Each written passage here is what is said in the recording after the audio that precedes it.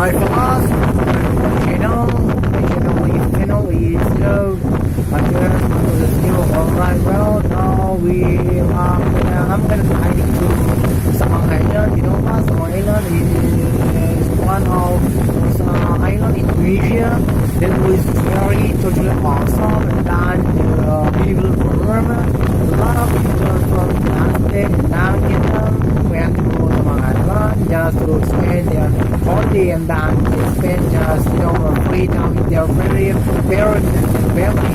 You know what? Every day, every week, a lot of people, not only from local people, but also from like Malaysia, Singapore, and Brunei, Japan, and a lot of people, Chinese, just visit to Aceh, including just if they don't want to visit to Aceh, but Sabang Island is very awesome and the beautiful panorama. Can you watch by yourself, you see by yourself, when you look by yourself, it is very, very awesome, and then it is very, very